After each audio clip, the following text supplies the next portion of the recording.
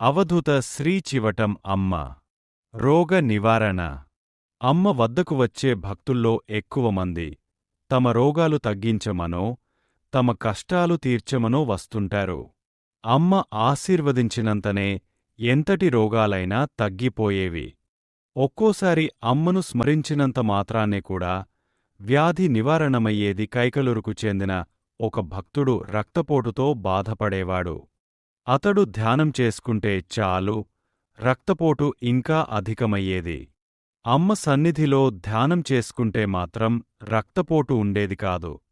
అందుకని అమ్మ సన్నిధిలో కూర్చుని అతను ఎక్కువ సమయం ధ్యానంలో గడిపేవాడు. అమ్మ సన్నిధే ఒక వైద్యాలయం. ఒక భక్తురాలికి త్రుప్పుపట్టిన ఇనుపరేకు గుచ్చుకొన్నది. డాక్టర్లు ఎక్స్రే తీసి చూసినా ఏమీ కనిపించలేదు. మందులు వాడుతున్నా బాధ తగ్గకపోయేసరికి ఆమె అమ్మను ఆశ్రయించింది. అమ్మ ఆమెను ఆపరేషన్ చేయించుకోమని చెప్పారు. అమ్మ చెప్పినట్లు ఆమె ఆపరేషన్ చేయించుకుంటే ఆ ఇనుప ముక్క కనిపించింది.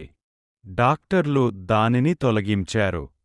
వైద్యులకు కూడా అంతుపట్టని ఆమె బాధను అమ్మ తమ సూచన ద్వారా నివారించారు. అమ్మ ఆమెను తన వద్ద ఒక వారం రోజులు ఉంచుకుని ఆమె బాధ పూర్తిగా తగగిపోయాక ఇంటికి పంపారు. పసిపిల్లలకు జ్వరం వస్తే అమ్మ దగ్గరకు తీసుకువచ్చేవారు.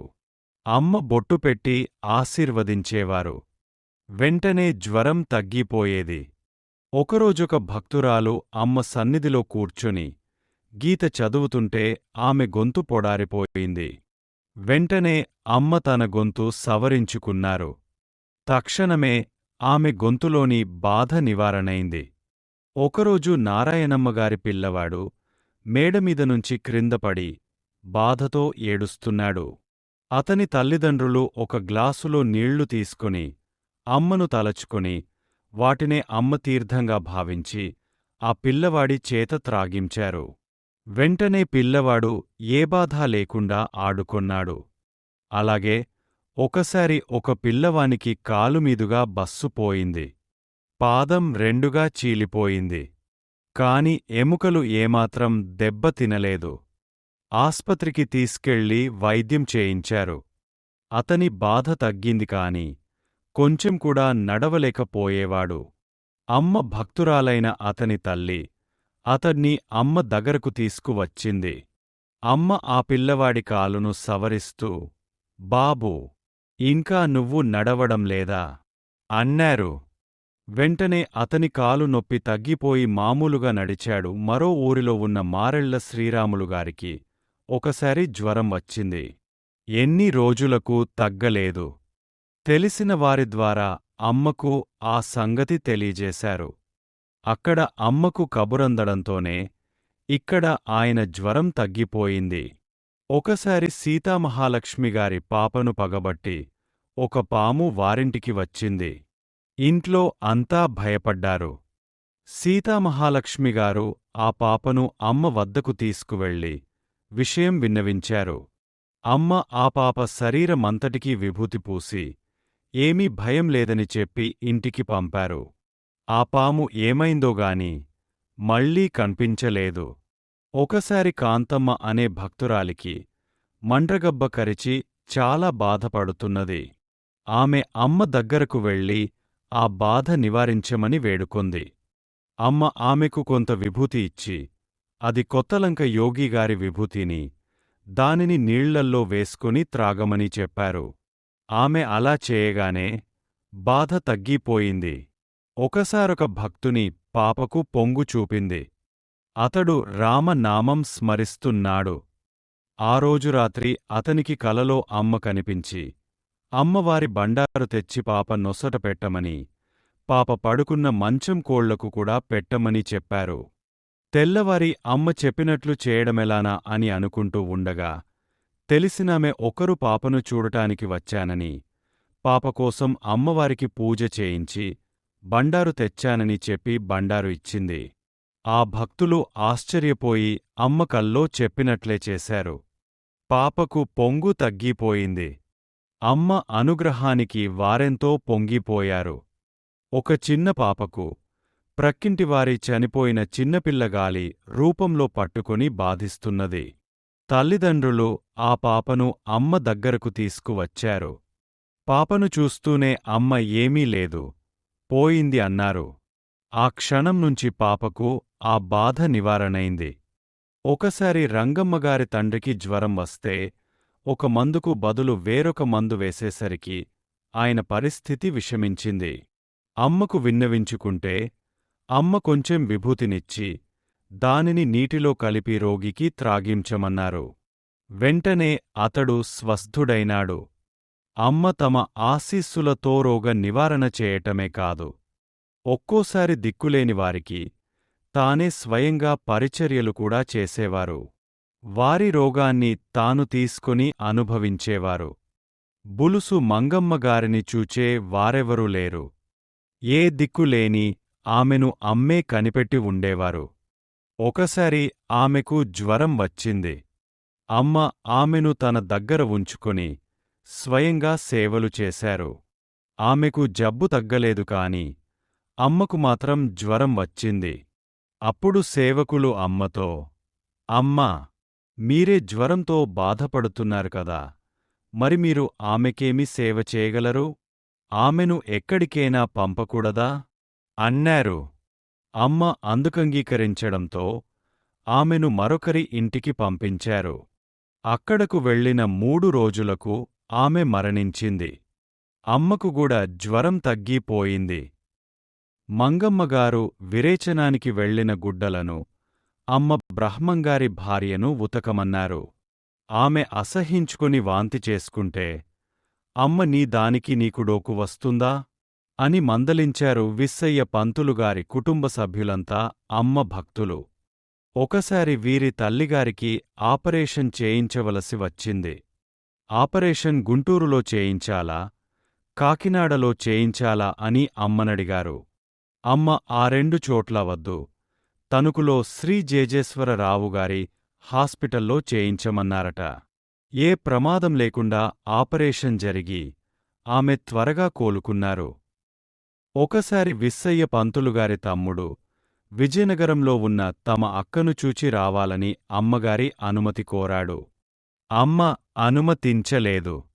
5 రోజుల తర్వాత మళ్లీ వెళ్ళి తనకు విజయనగరం వెళ్లడానికి అనుమతినివ్వమని కోరాడు.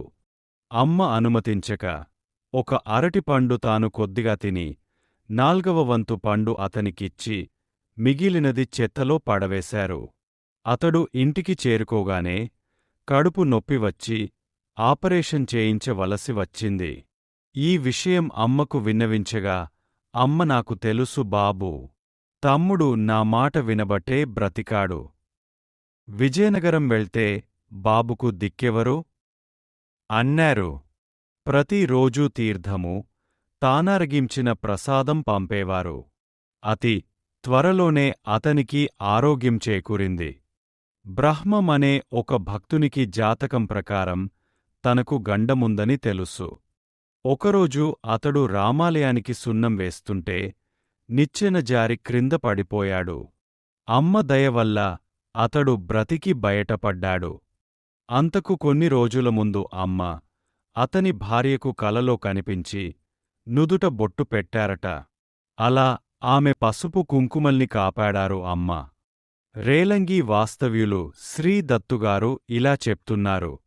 నా కుమార్తె చిన్న వయస్సులో ఆడుకుంటుండగా కాలిమీద దెబ్బ తగిలింది. డాక్టర్లు సుమారు 2 నెలలు వైద్యం చేసినా నొప్పి పూర్తిగా తగ్గలేదు. హైదరాబాదులో ఒక ప్రముఖ వైద్యుని వద్ద చికిత్స చేయించగా ఆయన ఆపరేషన్ చేసి కాలి ఎముకలో ఏర్పడ్డ లోపాన్ని సరిచేశారు. అయినా నొప్పి తగ్గలేదు. ఒకరోజు నా కుమార్తె నాతో పాటు అమ్మ దర్శనానికి వచ్చినప్పుడు అమ్మతో విషయమంతా చెప్పాను. నొప్పి ఉన్న భాగాన్ని అమ్మ తన చేతితో తడిమి చూసి నొప్పి ఇక పోతుందిలే అన్నారు.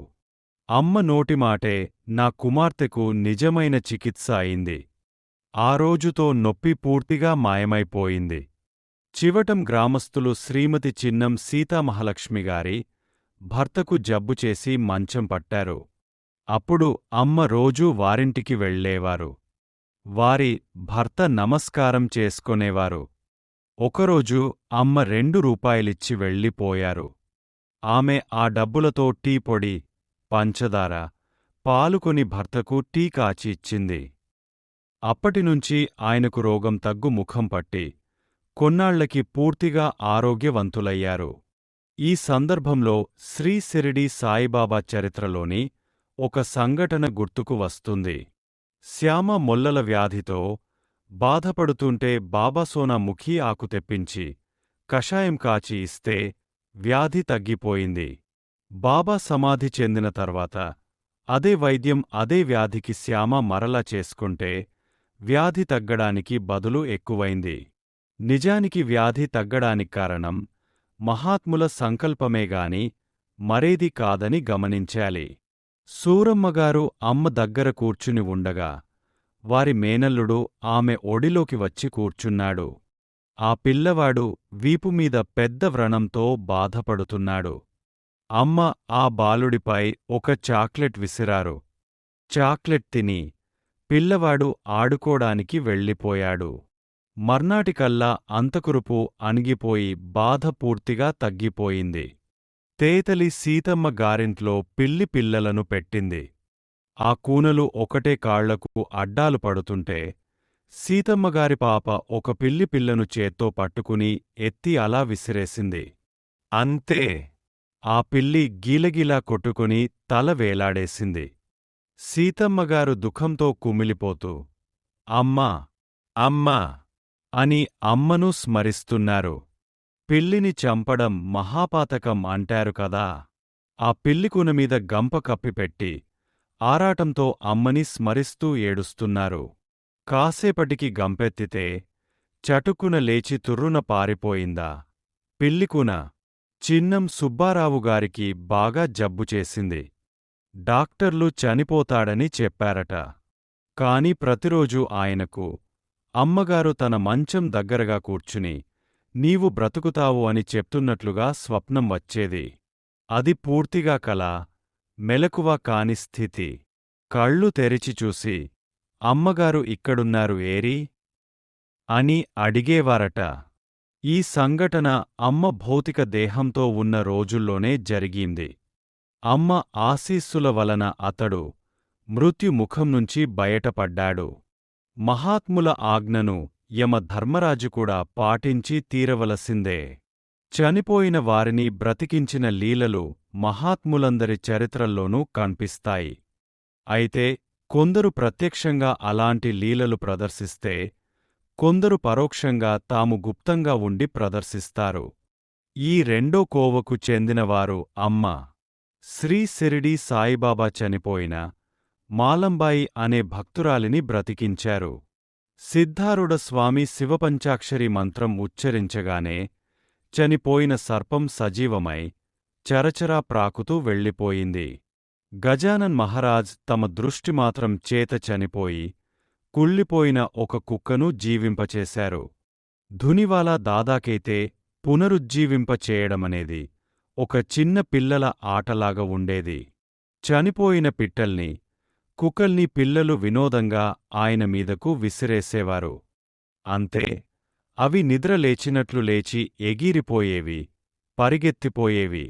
చివటం గ్రామంలో సత్తాలు అనే ఆమె తన అనుభవాన్నిలా తెలియజేశారు. ఒకసారి నా భర్తకు జబ్బుచేసి ప్రమాద పరిస్థితి ఏర్పడింది. బ్రతకడం కష్టమన్నారు డాక్టర్లు.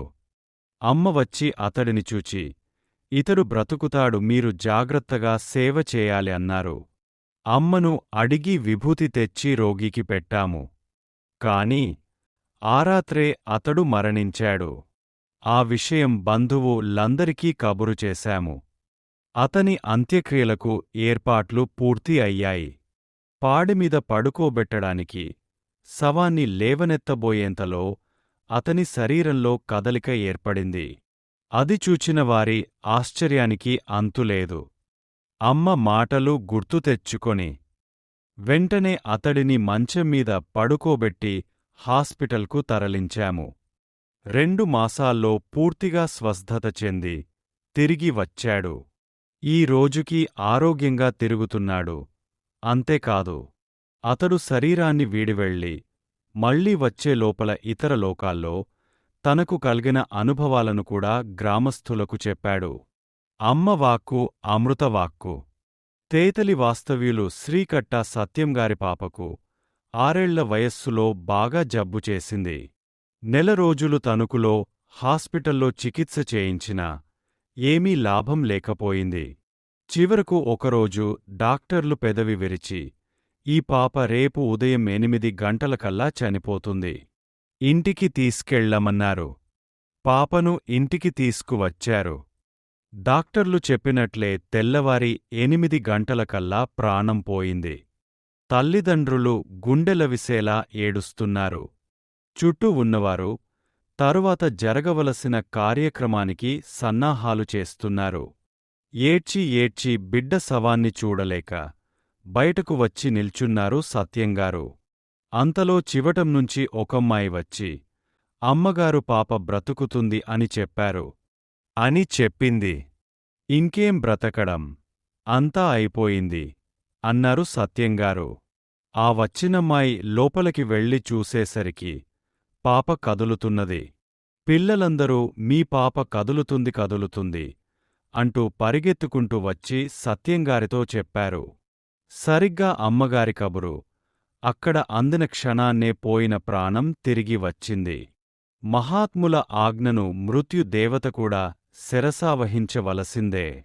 తర్వాత సత్యంగారు అమ్మ వద్దకు వెళ్ళి, అమ్మాయి చనిపోయింది, మీరు కబురు చేసిన మాట వినగానే బ్రతికింది అని చెప్తుంటే అమ్మ నోటికి చెయ్యి అడ్డం పెట్టుకుని చిన్నగా నవ్వుకున్నారు.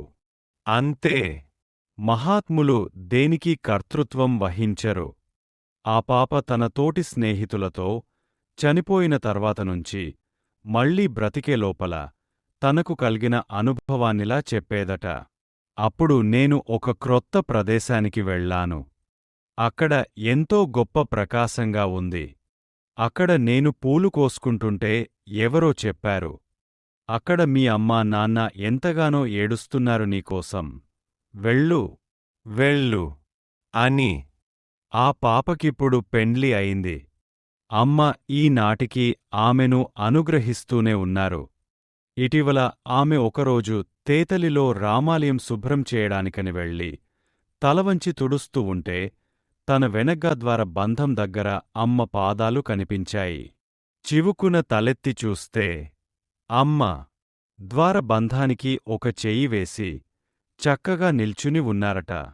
సమాధి చెంది ఇన్ని సంవత్సరాలు అయినప్పటికీ ఇప్పటికీ తన భక్తులకు భౌతికంగా కూడా దర్శనం ఇస్తూనే ఉన్నారు అమ్మ. రంగమ్మగారి భర్త కోపిష్టి. తరచూ రంగమ్మను తిడుతూ కొడుతూ ఉండేవాడు. ఒకసారి అతడు రంగమ్మను తీవ్రంగా కొట్టాడు. అప్పుడు అమ్మ అతనిని పిలిపించి ప్రసాదం పెట్టారు. వెంటనే అతని కోపం పూర్తిగా తగ్గిపోయింది. ఆయన ఇంటికి వెళ్ళి అమ్మ ప్రసాదం పెట్టగానే తన కోపమంతా తగ్గపోయిందని, తన మనస్సు ఎంతో ప్రశాంతమైందని చెప్పారు. అమ్మ ఆశీర్వచనమే మనశ్శాంతి నివ్వగలదు. ఒకసారి ఒక దంపతులు అమ్మ వద్దకు వచ్చారు. వారిద్దరూ తగవుపడి విడిపోవాలనుకున్నారు. అమ్మ వారిని చూచి, కాగే కాగే పాలు పోండిరా అని వారికి ఒక పండు ఇచ్చారు. ఆ ప్రసాదం తినేసరికి వారిద్దరికీ విడిపోవాలనే తలంపు నశించిపోయింది. ఏ న్యాయస్థానాలు మహాత్ముల ఆశీర్వాదానికి సాటి కాజాలవు. ఒకసారి కస్తూరిగారి అమ్మాయి స్నానానికని తుంగభద్రానదికి వెళితే అక్కడ ఆ అమ్మాయి నగలు పోయాయి. ఆ విషయం అమ్మకు విన్నవించగా అమ్మ సీతమ్మవారికి పమిట పిన్ను చేయించండే, నగలు దొరుకుతాయి అన్నారు. వారలా చేయగానే పోయిన నగలు దొరికాయి. కొంతమందికి కష్టాలు భక్తులు అమ్మను ధ్యానించగానే తొలగిపోయేవి. అలాగే సత్సంగంలో ఏమైనా ధర్మ సందేహాలు వస్తే ఆ సత్సంగం పూర్తయ్యే లోపల వారి సందేహాలు తీరేవి. అమ్మ కొందరు భక్తులకు భౌతికంగా కూడా దర్శనమిచ్చేవారు. ఒకరోజు ఒక భక్తునికి అమ్మ అతని ఇంటిలోని స్తంభానికి ఆనుకుని నిలుచుని కనిపించారు. అమ్మ అతనితో, నీకు ప్రసాదం పంపించానే, ఇంకా అందలేదా అని అడిగారు. అతను లేదని చెప్పగానే అమ్మ అదృశ్యమయ్యారు. మరికొంతసేపటికల్లా ఒక అమ్మాయి వచ్చి అమ్మ పంపిన ప్రసాదం తెచ్చిచ్చింది. అతనికి అమ్మ కనిపించిన సమయంలో అమ్మ చివటంలోనే ఉన్నారు. ఒకసారి మంగమ్మగారు తెలిసిన వారికి ఏదో వస్తువు ఇస్తానని మాట ఇచ్చారు. కాని సమయానికది ఆమెకు అందలేదు. ఆ సంగతి ఆమె అమ్మతో చెప్పారు.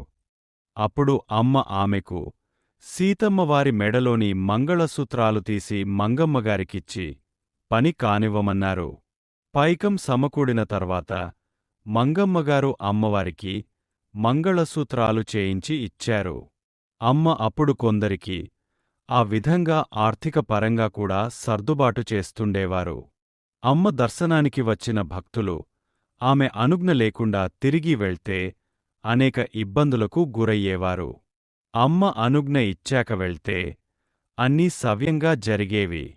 ఒకసారి చిలకపాడు ముత్తయ్యగారు అమ్మకు బూరెలెవరు పెడతారు అనుకుని బూరెలు చేయించి తీసుకుని అమ్మ వద్దకు వచ్చారు. ఆయన వచ్చేసరికి అమ్మ రామాలయంలో కూర్చుని ఉన్నారు. అక్కడ ఎన్నో రకాల పిండి వంటలు ఉండటం చూచి ఆయన తమ ఆలోచనకు సిగ్గుపడ్డారు. చివటం గ్రామంలోని స్కూలులో కొందరు పిల్లలు అమ్మ ఫోటోకు పూలదండలేసి భక్తితో కొలిచేవారు. ఒకసారి బడిపంతులుగారు అమ్మ దర్శనార్థం 14 మంది పిల్లలు వస్తారని చెప్పారు. అప్పుడమ్మ 10 మంది మాత్రమే వస్తారని చెప్పారు. అమ్మ చెప్పినట్లే 10 మందే వచ్చి అమ్మ ఆశీర్వాదం, ప్రసాదం తీసుకుని వెళ్లారు. వర్షాలు పడనప్పుడు అమ్మతో విన్నవించుకుంటే వర్షాలు కురిసేవి. అలాగే అకాలంలో వర్షం పడుతుందేమోనని భయపడుతున్నప్పుడు అమ్మ, ఇప్పుడు వర్షం కురవకూడదమ్మా, పంటలు పాడైపోతాయి అని అమ్మకు చెప్పేవారు. అమ్మ వర్షం కురవదనేవారు. అలానే జరిగేది. అమ్మ దగ్గర ఒక చత్వారపు కళ్లజోడు ఉండేది. అది దృష్టిలోపం ఉన్న ఎవ్వరికైనా సరిపోయేది.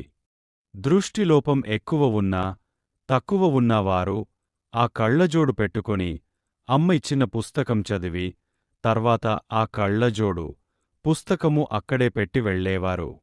తూర్పు విప్పర్రు గ్రామస్థులు శ్రీ అంబటి చిన వెంకన్నగారు తమ అనుభవాలను ఇలా తెలియజేశారు. నేను 1980 సంవత్సరంలో అమ్మను మొదటిసారిగా దర్శించాను. ఆమె సన్నిధిలో నాకు ఏదో తెలియని ఆనందం, ప్రశాంతత కలిగేది. ఎప్పుడు దర్శించినా తల్లికంటే ఎక్కువ ఆదరణ చూపేది. మట్టి భిక్షాపాత్రలో అన్నం కలిపి ముద్దలు చేసి పెట్టేది. రాముడిని, వాసుదేవుడిని తలుచుకో బాబూ అన్నారు అమ్మ. నా కుమార్తె వివాహ యత్నాలు సాగుతున్నప్పుడు అనుకున్న 4 సంబంధాలలోనూ ఏది చేయమంటారో అమ్మని అడగాలని ఒకరోజు చివటం చేరాను. అమ్మ ఒక పుస్తకం ఇచ్చి చదవమన్నారు. అమ్మ వింటూ కూర్చున్నారు. ఆ రోజు అమ్మ సన్నిధిలో నాకు అంతులేని ఆనందం అనుభవమైంది. కాలగమనాన్ని కూడా గమనించలేదు. అమ్మ వెలుగు ఉండగా ఇంటికి చేరుబాబు అన్నారు. నేను సైకిలు మీద బయలుదేరి సగం దూరం వచ్చాక నేను నా కుమార్తె సంబంధం గురించి అడగటం మరచిన సంగతి, అమ్మ ఆ రోజు నాకు ప్రసాదం ఇవ్వకుండానే నన్ను పంపించిన సంగతి గుర్తువచ్చాయి. మర్నాడు వెళ్దామనుకుని ఇంటికి చేరాను. ఆ రాత్రి సుమారు 8:30 సమయంలో కొంచెం వయస్సు మళ్ళిన ఒక స్త్రీ మా ఇంటికి వచ్చి ఒక చిన్న చేతి సంచి ఇచ్చింది. అందులో బొప్పాయి పండు ముక్కలు, అరటి, జామ మొదలైన పండ్లు ఉన్నాయి. ఆమె ఇలా చెప్పింది. చివటమమ్మ, ఈ రోజు నీకు ప్రసాదం ఇవ్వటం మరచిందట. అందుచేత ఈ ప్రసాదం నీకు అందజేయమని అమ్మ పంపించారు. ఈశాన్యం మూలగా ఉన్న గ్రామంలో మీ అమ్మాయికి సంబంధం కుదురుతుందట. ఈ మాట కూడా చెప్పమన్నారు. ఈ మాటలు చెప్పి ఆమె వెళ్లబోగా అప్పటికి ప్రొద్దుపోవటం వల్ల ఆ రాత్రికి మా ఇంట ఉండి ఉదయాన్నే వెళ్లమని కోరాము. తెల్లవారుజామున నేను నిద్రలో ఉండగా తాను బస్కు బయలుదేరుతున్నట్లు చెప్పి వెళ్ళిపోయింది. ఆమె వెళ్ళాక నా భార్య తలుపు వేసుకుంటుండగా మెలకువ వచ్చి ఆమెను బస్సు ఎక్కించి వద్దామని వెళ్ళాను. ఆమె ఎక్కడా కన్పించలేదు. టైము చూడగా 3 గంటలు అయింది. ఆ టైములో మా ఊరికి బస్సు వచ్చే అవకాశమే లేదు. చివటం అమ్మ ఎలా సంబోధిస్తుందో ఈ వచ్చినామె కూడా అలాగే సంబోధించింది. అమ్మే స్వయంగా ఈ రూపంలో వచ్చి వెళ్లారని స్ఫురించింది. ఈ లీల వలన అమ్మ ఎడల నా ఆరాధనాభావం మరింత బలపడింది. ఒకసారి ఢిల్లీలోని ఒక కుటుంబానికి అమ్మ స్వప్న దర్శనం ఇచ్చారట. వాళ్లకు అమ్మ ఎవరో, అసలు చివటం అనే గ్రామం ఎక్కడ ఉన్నదో కూడా తెలియదు. అప్పుడు వారింటికి ఎవరో తెలిసినవారు వచ్చి చివటం గ్రామానికి ఎలా వెళ్లాలో ఏమిటో చెప్పారు. వారు కుటుంబ సమేతంగా వచ్చి చివటం అమ్మ దర్శనం చేసుకొన్నారు. అమ్మను చూసి నాకు స్వప్నంలో దర్శనమిచ్చింది ఈ అమ్మే అని అక్కడి వారితో చెప్పారు. అమ్మ ఒకసారి సూరమ్మగారిని, రంగమ్మగారిని ఒకరింటి పెరట్లో గల బావి దగ్గరకు తీసుకువెళ్లారు. ఆ ఇల్లు చాలా రోజులుగా తాళం పెట్టి ఉంది. ఆ బావిలో చచ్చి పురుగులు పట్టిన కుక్క కళేబరం పడి ఉంది. అమ్మ ఒక తట్టకు తాళ్లు కట్టి బావిలోకి దించి అది తట్టలోకి వచ్చేటట్టు చేసి పైకి లాగమన్నారు. పైకి లాగి అవతల పారేసేదాకా దుర్గంధానికి బదులు మంచి వెలగపండు వాసన వచ్చింది వాళ్లకి. అమ్మ కృప ఉన్నవారికి సంసారంలో అసహ్యంగా, భరించలేనివిగా తోచే సంఘటనలు, సన్నివేశాలు కూడా ప్రియమైనవిగా మారిపోతాయి కాబోలు. అమ్మ భక్తుల హృదయాల్లో అదృశ్యంగా మార్పును తీసుకువచ్చేవారు. ఒక భక్తురాలు అమ్మను మొదటిసారిగా చూసినప్పుడు అమ్మ ఇలా ఎంగీలి భిక్షాపాత్రలో కలిపిన అన్నం పెడుతుందేమిటి అనుకున్నారట. అప్పటినుంచి అమ్మ ఆమెకి ఇంకెప్పుడూ అన్నం పెట్టలేదు. అమ్మ భరద్వాజ మాస్టర్ గారికి, మిగిలిన వారికి అన్నం కలిపి ప్రసాదం పెడుతుంటే ఈ భక్తురాలు తనకు కూడా ప్రసాదం పెట్టమని అడిగితే అప్పుడు పెట్టారు. శ్రీ బదరీనాథ్ భీమవరం ఇంజనీరింగ్ కాలేజీలో చదువుతున్నప్పుడు ఒకరోజు క్లాసులో కూర్చుని ఉండగా చివటం అమ్మ ఆ క్లాస్ రూం ముందు నుంచి నడిచిపోతున్నట్లు భౌతికంగా దర్శనమిచ్చారు. అతడు వెంటనే బయలుదేరి తమ ఇంటికి తేతలి వెళ్ళి అక్కడనుంచి అమ్మ దర్శనానికి చివటం వెళ్ళాడు. అప్పుడు అమ్మ సరాసరి వచ్చావా బాబా అనడిగారు. లేదమ్మా, ఇంటికి వెళ్ళి వచ్చాను అని అతడు సమాధానం చెప్పాడు. సరిగ్గా ఇదే విధంగా రెండోసారి కూడా జరిగింది. రెండవసారి కూడా సరాసరి అమ్మ వద్దకు వెళ్ళనందుకు బాధపడ్డాడు బదరీనాథ్. చివరకు అమ్మ సమాధి చెందిన తర్వాత మాత్రమే తాను అమ్మ ఆజ్ఞానుసారం సరాసరి భీమవరం నుంచి చివటం వెళ్ళి అమ్మ సమాధి దర్శనం చేసుకోగలిగాను అని చెప్తారు శ్రీ బదరీనాథ్. అమ్మ ఆజ్ఞను తుచ తప్పకుండా పాటించడమే మన కర్తవ్యం. ఒకసారి చివటం అమ్మగారు బదరీనాథ్ తల్లిగారైన సీతమ్మగారికి కూడా పట్టపగలు భౌతికంగా దర్శనమిచ్చారు. అమ్మ భిక్షాపాత్ర పట్టుకుని ఆకాశంలోకి చూస్తూ ఒక కాలు వెనుకకు మడుచుకుని స్తంభానికి ఆనుకుని తేతలిలో కన్పించారు. నిజానికి అప్పుడు అమ్మ చివటంలోనే ఉన్నారు. అమ్మ ఖండ యోగం చేసేవారని కొందరు చెప్తారు.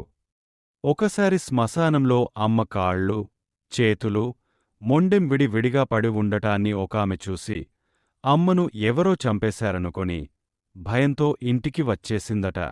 మర్నాడు ప్రొద్దుట చూస్తే అమ్మ యథాప్రకారం మామూలుగా తిరుగుతూ కన్పించారట. అమ్మ ఆమెను చూసి రాత్రి దడచుకొన్నావా అని అడిగారట. అమ్మగారి దర్శనానికి ఒకసారి తమిళనాడు నుంచి కొందరు సాధువులు వచ్చారట. వారు తాము అమ్మ దగ్గర ఖండ యోగం నేర్చుకోవడానికి వచ్చామని చెప్పారట. వారికి అమ్మ ఖండ యోగం చేస్తారని ఎలా తెలిసిందో, మరి అమ్మగారు వారికి నేర్పారో లేదో ఆ వివరాలేమీ తెలియరావడం లేదు. ఆకలిదప్పులు మరచి రోజులకు రోజులు సమాధి స్థితిలో ఉండి పోగల్గిన అమ్మ ఏకకాలంలో వేరువేరు చోట్ల భౌతిక శరీరంతో తిరుగగల అమ్మ ఖండయోగం చేసేవారంటే ఆశ్చర్యపోనక్కరలేదు. కాకపోతే అమ్మ తమ శక్తిని ఎప్పుడూ ప్రకటించక గుప్తంగా ఉంచుకునేవారు కాబట్టి మనకు వివరాలు తెలియరాకపోవచ్చు. ఒకసారి డిజికె మూర్తిగారు వారి మనుమరాలు కృష్ణ చైతన్యతో కలిసి సైకిల్ మీద తణుకు నుంచి చివటం వెళ్లారు. తిరిగి వచ్చేటప్పుడు చీకటి పడింది. కాలువ గట్టున సైకిల్ మీద వస్తుండగా సైకిల్ స్లిప్ అయి కాలవలో పడిపోయారు. ఆ సంఘటన గూర్చి కృష్ణ చైతన్య ఇలా చెప్తుంది: ముందు నేను లోపల పడ్డాను. నామీద మా తాతయ్య పడ్డారు. మా ఇద్దరిమీద సైకిల్ పడిపోయింది. అక్కడ కాలువ చాలా లోతుగా ఉంది. నేను భయంతో బాబా అని అరవగానే చివటమమ్మ, సిరిడి సాయిబాబా ఇద్దరు వచ్చి పైకి లేపారు. మమ్మల్ని ఇద్దరినీ లాగి బయట పడవేశారు. అమ్మా, బాబా నాకు స్పష్టంగా కనిపించారు. నా ఛానల్ని చూసి నేను పెట్టే ప్రతి వీడియోని చూస్తున్నందుకు మీ అందరికీ కృతజ్ఞతలు. దయచేసి నా వీడియోలని లైక్, షేర్ చేయండి. కుదిరితే కామెంట్ చేయండి. కొత్తగా చూసేవాళ్లు నా ఛానల్ని సబ్స్క్రైబ్ చేయండి.